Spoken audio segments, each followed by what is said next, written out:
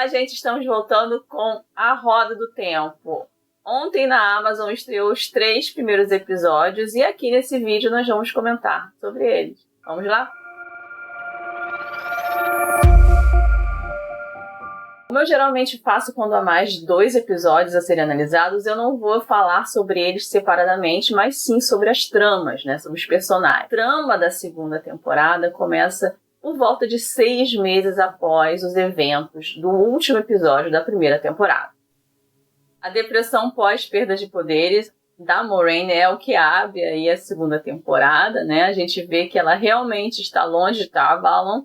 Ela foi exilada de Tar Valon na primeira temporada. Ela está vivendo numa casa afastada, na companhia de 2 irmãs. Uma delas é a Verin, uma personagem nova, super importante para as próximas temporadas, eu arriscaria dizer. Ela é do Aja Marrom. O Aja Marrom é o Aja acadêmico. A Moiraine, ela nos dá um vislumbre exatamente do que se passou no final da primeira temporada, Ela explica que quem é o Ishamael, o que é muito importante porque o Ishamael ele está presente nos 3 episódios. Ele faz parte da primeira cena do primeiro episódio da segunda temporada, o Ishamael, que é o chamado Dark Friend Social, para quem lê os livros, É uma reunião dos amigos das trevas, ali todos de máscara, E ela explica quem exatamente é o Ishamael. O Ishamael, ele é o tenente, o primeiro tenente, Ele é um dos membros do Forsaken mais poderoso, E ela admite que, na verdade, eles liberaram ele e ela teme que ele vá liberar mais desse grupo de Aes Sedai da Segunda Era, que são muito mais poderosos que os Aes Sedai da Terceira Era, e isso a deixa já com muito medo, do que está por vir. Porque a Moiraine tem um encontro com um Fade, que ela não consegue lidar com ele sem os poderes dela, sem a ajuda do Lan, e na verdade são 2 ou 3. Então, o guarda lá da Verin, ele tem que ajudar a Verin também, no final das contas. Então, a Moiraine, ela tá muito indefesa, mas ela ainda não tem medo de partir para a luta. E ela quer ajudar o Rand, porque essa é a missão da vida dela. E a trama dela termina com essa separação com o Lan, E eu acho que vai ser temporária, como eu acho que vai ser temporária a perda dos poderes dela. Nos 2 primeiros episódios, principalmente, a gente vê a trama do Perrin girando em torno da caça da trompeta de Valyria, que é aquele artefato mágico que foi encontrado em Faldara pelo Padan Fain e roubado, O Perrin e o Loial se unem aos soldados de Shannara e eles vão tentar encontrar essa trompeta e, nessa caçada, eles conseguem a ajuda de um novo personagem, que é o personagem Elias, que tem os poderes similares ao Perrin, com essa ligação com os lobos, E a gente consegue ver mais um pouquinho do que o Perrin consegue fazer. Por exemplo, eles estão tentando encontrar essa trompeta, E eles chegam num lugar, num vilarejo, onde houve um ataque, isso por volta do 2º episódio, e o Perrin, por conta das suas habilidades novas, ele consegue ver imagens do que aconteceu ali naquele lugar antes deles terem chegado, como que foi o ataque, quem atacou. O Elias, ele tenta conversar ali com o Perrin para explicar o que está acontecendo com ele, mas o Perrin ainda não está totalmente aberto àquela ideia de ter essa ligação com os lobos. O Perrin começa também a temporada referenciando um pouco o que aconteceu na primeira temporada, Ele escreve para Egwene e para Nynaeve, e nesse momento eles ainda pensam que o Rand está morto, E eles não sabem o que aconteceu com o Mat. A gente também vê um pouco dele ainda se lembrando da esposa, do que aconteceu com a esposa. Lá por volta do 3º episódio, nós temos uma resposta para a questão de quem atacou aquela família, onde o Perrin começa a ter as visões dele, porque há um fato bem inusitado nesse ataque. Um Fade, que é um Midral, eles encontram esse ser que na verdade é muito poderoso, ele se aparenta como um ser humano normal, mas ele não tem olhos e não tem nariz, é um monstro mesmo, pregado numa parede. E eles ficam se perguntando quem poderia ser, que tipo de pessoa teria esse poder de não só enfrentar um Phage, mas de mandar esse recado, né? Para as outras criaturas. Por volta do terceiro episódio, a gente já tem uma ideia de quem são essas pessoas. Shan Shen, que chegaram no último episódio, na última cena do último episódio da primeira temporada, né? Eles estão voltando ao continente ali para reconquistar aquele continente. E eles falam abertamente quais são os planos deles, né? E eles explicam por quê. A gente vê quem quem está controlando aquele exército é uma mulher chamada Lady Suroth. Ela tem uma chegada triunfal ali. A gente consegue ver como eles dominam, a extensão do domínio deles sobre as canalizadoras ali, que a gente viu um pouquinho na primeira temporada, né? O que elas são capazes de fazer juntas, né? E como elas funcionam. E a gente também uma figura reaparecer ali, que é a figura do Ishamael. Ishamael é aquele cara que o Randy enfrentou no último episódio e que ele e a Moiraine, o Randy e a Moiraine acharam que aquela pessoa, aquele enfrentamento, aquela batalha entre ele e o Ishamael seria a última batalha, mas na verdade não. A trama do Perrin termina com essa invasão e termina também com uma morte inesperada ali de um dos soldados que estão acompanhando o Perrin, que é o Uno, que é um personagem muito querido pelo público da Roda do Tempo, dos livros, né? Então, a gente já tem noção de que as coisas na série estão ficando muito mais sérias do que na primeira temporada, porque a gente tem uma primeira morte, assim, de um personagem que não só teria mais o que fazer nos livros, se eles tivessem seguido a trama exatamente como a dos livros, mas que é muito querido e foi inesperado, realmente, o que me deixou de boca aberta, mas eu não posso dizer que a decisão foi errada, porque a morte foi realmente muito impactante. Como era de se esperar, a trama do Randy é a mais afastada dos amigos dele, porque no final da primeira temporada, né, ele pede para Moiraine dizer que ele está morto para os amigos dele, então ele está isolado. O interessante é onde ele foi parar. Ele está em Cairhien. Cairhien é o país da onde a Moiraine vem, tá? Numa parte pobre, obviamente, da cidade. Mas em 6 meses ele conseguiu fazer uma vida ali, né? Então é óbvio que ele tem um plano, né, de ação. No primeiro episódio a gente não vê muito ele. A gente consegue ver ele e essa nova companheira dele, que seria a Selene, né? Eles estão tendo uma ligação sexual, se não romântica ali.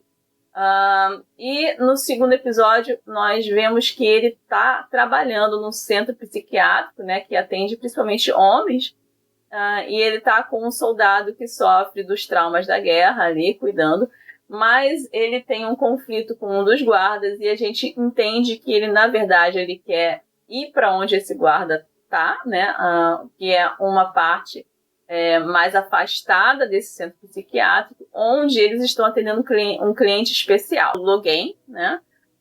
E o Logain, ele logo se lembra de quem é o Rand. É uma cena que é direta dos livros, né? O Logain, quando vê o Rand pela primeira vez, ele começa a rir.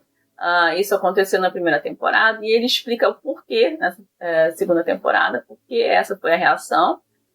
Difere um pouco dos livros, da explicação dos livros, inclusive porque o Logain, teoricamente, não teria mais muito daquela habilidade de ver o que ele viu no Rand, e o que ele viu no Rand também é um pouco diferente nos livros, né?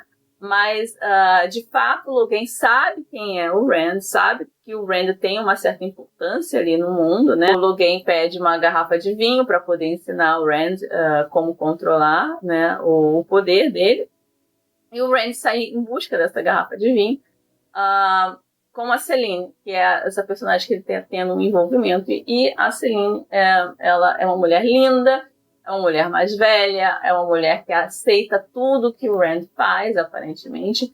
É uma mulher muito perfeita para ser verdade, né? Eles vão num evento, ela dá umas roupas novas pro Rand, que também é uma conexão com os livros, né? A trama do segundo livro passa, a Moiraine, ela manda o Rand todo arrumado para aquela cidade também, né? E ele fica assim muito incomodado com aquilo, porque ele na verdade é um pastor de uma cidadezinha, então ele não está muito acostumado com politicagens, com nobres. Então é até uma piada, ele está sempre inconfortável, né? Com aquela roupa. E isso tem um pouco a ver, né? E ele fica com raiva ali daquela festa, ele sai sem o vinho, né? E o Logain, na verdade, ele estava brincando com o Rand, e eles têm uma discussão ali. O Rand sai com raiva, e ele termina a trama sem botando a casa em fogo ali, onde ele está. Porque ele não tem controle, né? Ele tem um sonho, ele está sendo seduzido pela Selene ali, a gente não sabe, e ela quer ver um pouco dos poderes. Então, a gente já tem a noção de que a Selene é muito mais do que ela está aparentando ali, e ela não tem medo de um cara que canaliza, então a gente pode perceber que tem algum interesse dela por trás ali do Rand.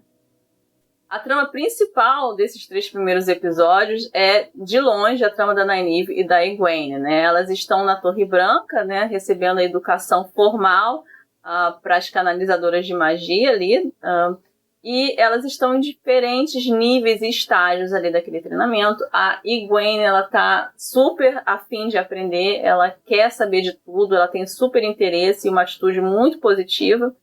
A Nynaeve, ela tem um bloqueio da magia dela, e a gente inclusive vê uma cena de como funciona, né, essa coisa de tecer os padrões, né, com a Alana, que é aquela irmã do Aja Verde, e é muito interessante porque eles mudaram um pouco a forma de visualização da magia, né, na série, em termos de efeitos visuais. Agora é um pouco mais impactante, porque você vê as diferentes cores, né.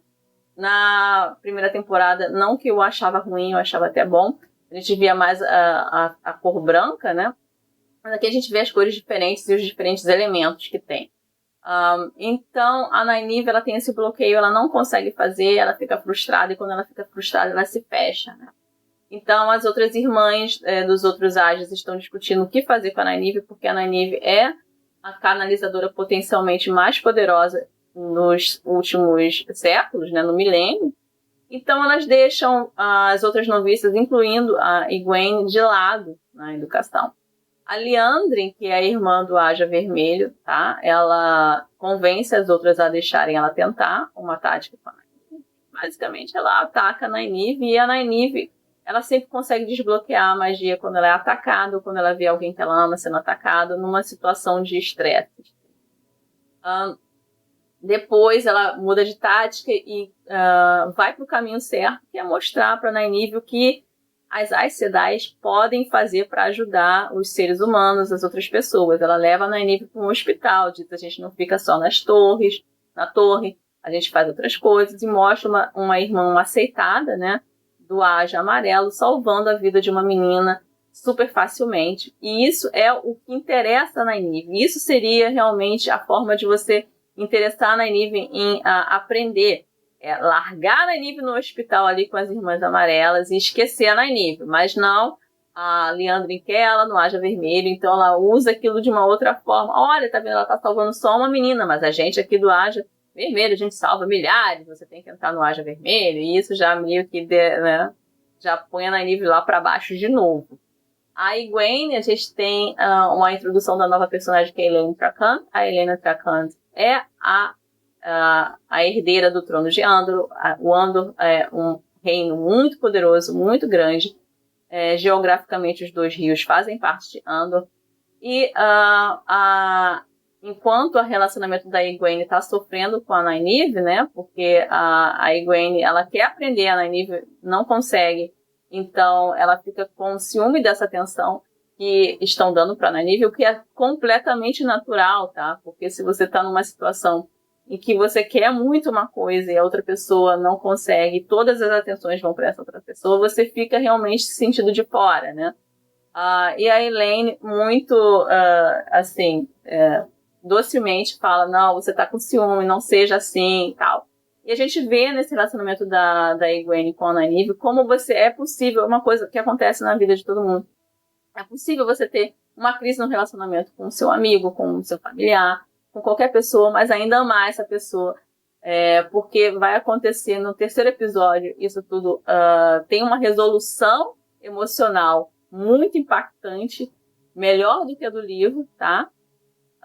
Que culmina ali com a Egwene salvando a Nynaeve mais pra frente. Interessante notar nesse momento é que a Liandrin, né, a gente tem um vislumbre mais das motivações dela, porque a Liandrin eu sempre falo, ela me parece ser extremamente honesta nas motivações dela. Inclusive quando ela tá falando com a Nynaeve. Eu nunca sinto que ela tá sendo dissimulada com a Nynaeve, pelo contrário. E no quinto episódio, se não me engano, da primeira temporada, a gente tem um diálogo com a Moiraine, que a Moiraine acusa a Liandrin de tá mantendo um cara ali na cidade escondido, né? O que acontece também é explicado um pouco do mundo, né, delas, né? As Aes Sedai, elas têm vários poderes. Um desses poderes é de você estender a vida, né, para além de uma duração normal. E quando a Nynaeve vai querer falar com a Liandrin, que é tipo, ela vai seguindo a Liandrin ali, e ela chega num caminho secreto que vai dar num lugar lá na cidade. E nesse caminho secreto tem uma casa, e a Liandrin está falando com um homem velho numa cama, né? Tentando tratar essa pessoa doente, esse homem doente na cama.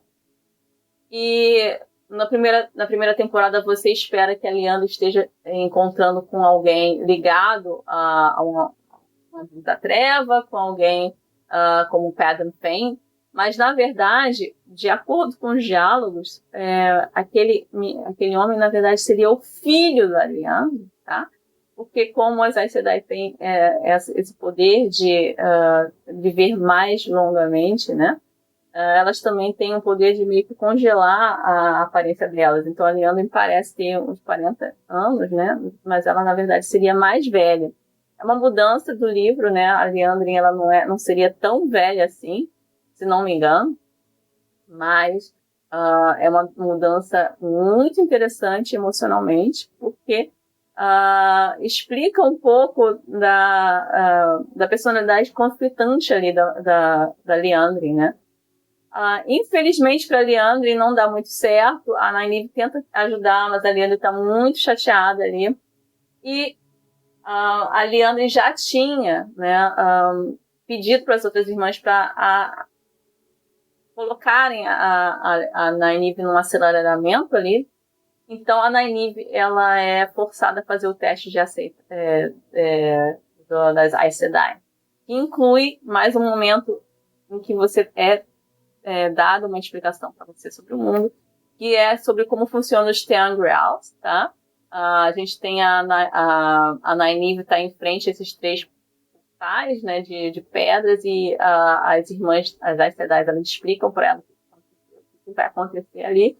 Na verdade, vão ser 3 viagens que ela vai fazer no mundo dos sonhos, tá? Para enfrentar os medos e os desejos também dela, tá, né? E ela entra da primeira vez, ela consegue voltar, elas conseguem abrir um portal para ela voltar, e ela escolhe voltar porque, como é explicado bem dramaticamente ali, né, tem muitas mulheres que morrem nesse mundo dos sonhos, tem muitas mulheres que ficam lá, que não voltam. Segunda vez também é mais fácil, mas a terceira vez a Nynaeve, ela encontra os desejos dela, tá? E ela fica mais tempo. E eles têm, as Aes Sedai, elas têm um procedimento, elas têm um tempo que você tem que passar por esse teste. E a Nynaeve não passa, então elas saem, e é a Egwene que vai lá nesse quarto, né? Tentar salvar a Nynaeve, e ela, de certa forma, ela consegue, a gente vê que ela consegue, no desespero dela, sem saber direito, e ela já tinha, inclusive a Elaine vem para tentar tirá-la dali, né? Mas ela está exausta, mas a Egwene consegue abrir um portal, e a Nynaeve consegue passar por esse portal com a filha, né, dela, dos sonhos dela, mas nada passa daquele portal. Então ela chega sem carregar a menina e é um momento devastador, né? Que te impacta muito e é muito mais emocionalmente interessante do que nos livros. A trama do Matt, né, tem um pouquinho a ver também com a trama da Nynaeve e da Egwene, se não muito por conta da localização dele. Ele termina realmente em Tar Valon, como a Moiraine havia pensado, né? E ela já tinha mandado uma mensagem para Liandrin para ficar de olho no Matt. Se alguém aparecesse com a descrição do Matt por Tar Valon, seria porque estaria procurando uma adaga envenenada, né? E o Matt realmente consegue ir para Tar Valon, mas ele acaba sendo encontrado pela Liandrin e a Liandrin o mantém numa cela. O que acontece? Ele tá tentando escapar ali, né? A gente vê ele com uma colherzinha tentando cavar um buraquinho. E do outro lado da cela, da parede, tem a Min, que é aquela bartender que a gente viu nos últimos episódios da primeira temporada, que ela tem um poder que as Aes Sedai não sabem explicar muito bem, de ver o futuro das pessoas, né? E eles ficam amigos ali. E no terceiro episódio, a Liandrin, já devastada com as perdas dela, né? Ela não quer mais perder tempo com o Matt, então ela libera o Matt. Ela deixa lá a porta aberta pro Matt ir. E ela, inclusive, ela sugere: vá falar com a sua amiga, vai falar com a Egwene que ela precisa de você. O Matt vê a Egwene chorando, mas ele, ao invés de ir falar com a Egwene, né, ele vai querer fugir com a Min. Então ele tira a Min da cela também e eles vão fugir ali. No final é revelado que a Liandrin tinha pedido para mim para fugir com ele, né, com o Matt, para ficar de olho. Elas têm algum plano ali entre elas. O que não é claro é se esse plano é incidental, ou seja, se aconteceu ali no calor das coisas, se a Liandrin descobriu, né, que a prisioneira que ela estava mantendo também fez essa amizade com o Matt e ela falou: bom, o Matt ele realmente não escolheu bem, ele não escolheu ficar com a amiga dele. Então agora eu tenho que me livrar deles, né? Ou se foi o plano desde o início da Liandrin, né? De botar a Min ali para realmente investigar o Matt quando ela não estivesse presente. Porque nos livros a Min, ela é uma mais... ela não é uma prisioneira, ela se sente uma prisioneira, mas ela é mais uma hóspede. Ela não estaria numa cela ali, né? Ela estaria num quarto perto das noviças, né, nos livros. E aqui é o contrário. Então isso a gente ainda vai ver se desenrolar, mas o Matt já consegue sair ali da Torre Branca. Um grande começo de segunda temporada, né? Eles pegaram coisas que funcionaram na primeira temporada, estão expandindo aí, por exemplo, as locações continuam maravilhosas, mas elas têm essa grandiosidade que talvez só nos primeiros 2 episódios da primeira temporada a gente conseguiu ver, né?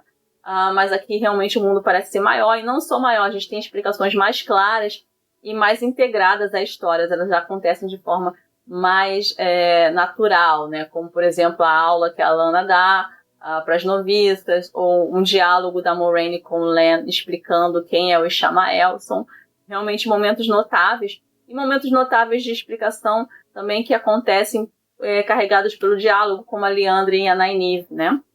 Então, isso melhorou muito bem a forma de como a série é escrita, a narrativa da série está muito melhor, está muito mais apertadinha, tá? Porque eu acho que eles focam nos personagens, e a gente já conhece os personagens, então a gente já tem uma ligação emocional com os personagens também, isso já ajuda, mas de qualquer forma a narrativa está fluindo melhor. Uma coisa que eu acho que eles deveriam resgatar da primeira temporada é mais o uso do humor. A gente tem poucos momentos leves nessa série no momento, tá?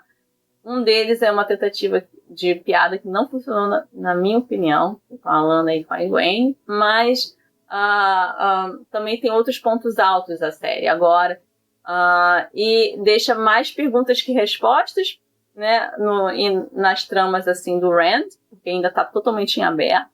A gente tem o começo de uma trama com o Ishamael, que é um dos Forsakens, tá? A gente ainda não sabe muito bem o que ele fez nesses meses em que ele está livre, né, da prisão dele. mas eu tenho esperança de que a gente vai ver nos próximos episódios. E a Nynaeve e a Egwene são as tramas melhores estruturadas até o momento. E é onde está acontecendo realmente coisas interessantes em termos de mudanças dos livros, tá? E de expansão de mundo. Então, eu acho que esses 3 primeiros episódios eles dão um sabor muito mais interessante pra gente do que vai acontecer nos outros episódios a seguir. Porque, por exemplo, o Matt ele acabou de fugir, né, de Tar Valon, então para onde que ele iria, né? A gente tem o Perrin capturado pelas forças de Shan-Chen e depois resgatado pelo Elias, né? O que vai acontecer ali? E a gente ainda tem muita coisa para descobrir, que é a trama do Ishamael e a trama do Ren, né? Então, assim, próxima sexta-feira a gente tem o 4º episódio da segunda temporada de A Roda do Tempo. E também vamos fazer um vídeo sobre esse 4º episódio semanalmente, agora sem falta, tá, gente? Um beijo, até lá!